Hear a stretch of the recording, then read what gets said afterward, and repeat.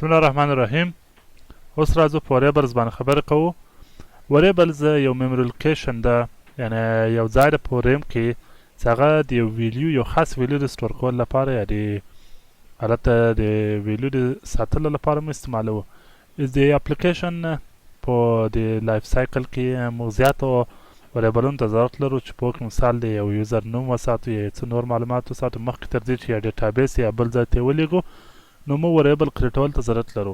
نو دلته د وریبلز کانسپټ مخته راځي او اوس به مو زده کړو چې وریبل څنګه موږ کولی شو جوړ کړو، څنګه استعمال کړو.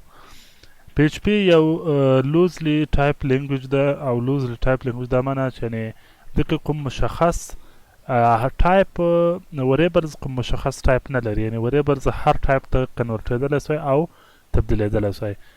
نو اول راځو د وریبل د جوړول طریقه. وریبل که چیرې تاسو غواړئ جوړ کړئ، نو اولین قانون یې دا ده چې باید وریبلز په اول کې ډالر ساین وي. نو دلته مو د پی ایچ پي ځینې مخکې پری ډیفاین وریبلز وینو چې ټول په خپل اول سر کې ډالر ساین لري.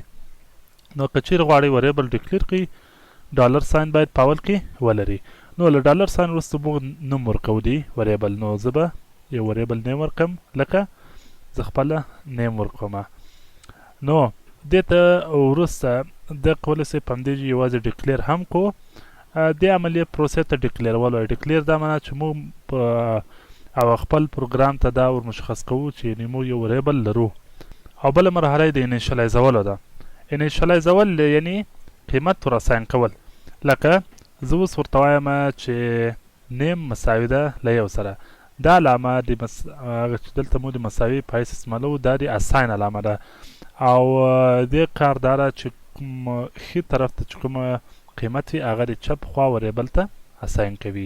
نو په دې ځای کې که چیرې مو د ده ټایپ ته وګورو، نو د ده ټایپ انټیجر ته کنورټ سوی ده. خو زه کولی شئ دا وریبل په سټرینګ باندې هم تبدیل کړم. لکه دلته زه یو سټرینګ ورته اساین کړم، یو لیکنه ورته ور واچوم. نو دلته ګورئ تاسې د نیم ټایپ سټرینګ ته تبدیل سو. نو دا د پی ایچ پي خاصیت ده چې دا لوزلی ټایپ لینګویج ده.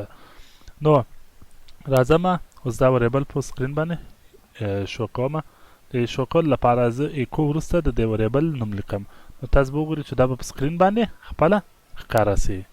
نو ګورئ هغه سټرینګ مو ته په صفحه باندې ښکاره سو. که چیرې زه د قیمت ته یو بل څه اساین کړم، لکه یو انټیجر قیمت، نو که چیرې تاسو وګورئ همدا انټیجر قیمت دې وریبل ته اساین سو. زه کولی سوای وروسته د دې دا قیمت ورته اساین سي، یو بل قیمت هم ورته ور واچوم، لکه یو اشاریه قیمت. نو که چیرې دا کارونه تاسو په سی او سی پلس پلس کې لیدلي، دا امکان نه لري چې یو انټیجر وریبل ته دې سټرینګ اساین سي او یا بل څه. هغه ته هغه ټایپ اف لینګویجو ته سټریکټلی ټایپ لینګویجز وایي چې هغه ټایپ مشخصولو باندې ډېر تاکید کوي. اوس راځو دا ګورو. نو ګورئ چې دویم قیمت یې بیا د هم د هماغه نیم وریبل شو کړو، خو دا ځل یې مختلف قیمت ښکاره کړو. نو وریبلز موږ ډېر ټایپس اف وریبلز لرو. دا سمپل ټایپ اف وریبلز و، یو ټایپ اف وریبلز دی. نو د استعمال له نظره ډېر ټایپ اف دغه لرو، وریبلز مو لرو. یو ټایپ اف وریبلز چې دی هغه ته ګلوبل وریبلونه وایي. که چیرې مو یو وریبل دلته ډیکلیر کړو، مثال په طور زه راځم یو وریبل ډیکلیروم او دې ته یو سټرینګ اساین کوم، یو سمپل لیکنه ورته اساین کوم، دیس از وریبل. نو اوس راځم یو فنکشن دلته زه جوړوم. فنکشن ته اوس پورې مو نه رسېدلي، خو یوازې تاسو د پوهوي لپاره دا وایم چې دا یو بلاک اف کوډ داسې که چیرې موږ د دې فنکشن نوم واخلو نو دا اکزیکیوټ کېږي. نو که چیرې زه غواړم دا وریبل په دې کې استعمال کړم، نو دا زه په هغه اصلي طور باندې نه سو استعمالولی. مثال په توګه زه دلته ولیکم اټ وریبل. نو تاسو به وګورئ چې دا وریبل دلته کار نه کوي. ولې؟ ځکه دا وریبل په دې سکوپ کې نه ده شامل، یعنې دا سکوپ یعنې په دې ساحه کې نه ده شامل چې له دې قوس څخه شروع تر دې پورې ده. نو که چیرې زه غواړم دا استعمال کړم، لومړی باید زه ورته وایم چې دا له ګلوبل سکوپ څخه زه غواړم استعمال کړم. نو زه به دلته ولیکم اټ وار، ګلوبل اټ وار، یعنې وبخښئ ډالر ساین وار، یعنې دا وریبل چې ده دا یو ګلوبل وریبل چې زه غواړم په دې لوکل سکوپ کې استعمال کړم. نو راځئ دا وګورو. راځئ دا فنکشن وبخښئ فعال کړم. نو ګورئ this is variable. نو ګورئ په دې طور موږ کولی شو دا استعمال کړو. او یا بله طریقه یې دا ده چې موږ ډایرکټ دی. دلته مخکې ما د ځینو پری ډیفاین د پی ایچ پي وریبلونو تاسو سره مشخص کړو چې یو لغو څخه ګلوبلز وریبل ده. په دې ګلوبلز وریبل کې ټول هغه وریبلونه چې موږ آوټساید اف له ټولو سکوپو څخه بغیر د باندې د کوو ډیفاین کوو نو هغه ټول په ګلوبل وریبلز کې راځي. موږ کولی سو یوازې دغه نوم ور پاس کړو بغیر له ډالر ساین څخه، نو دا ګلوبل وریبل به دغه قیمت راواخه مو ته به یې دلته راپاس کړي، نو بیا به د ایکو په واسطه باندې هغه خپله پرنټ سي. راځئ دا ریفریش کړو، ګورئ چې هماغه آوټپوټ دی، هېڅ فرق پکې نه راځي. دا ګلوبلز وریبل و که چېرې تاسو غوښتل ګلوبلز وریبل په داسې یو ساحه کې استعمال کړئ چې هغه لوکل ساحه وي، نو بیا تاسو کولی سئ په دې ډول سره هغه استعمال کړئ. بل ټایپ اف وریبلز چې دی هغه سټیټیک وریبلونه دي. سټیټیک یو داسې وریبلونه دي لکه چې هغه خپل قیمت اوس که چیرې زه دلته د مثال په طور یو ساده وریبل دلته استعمال کړم لکه وار، اوس که چیرې د دې قیمت زه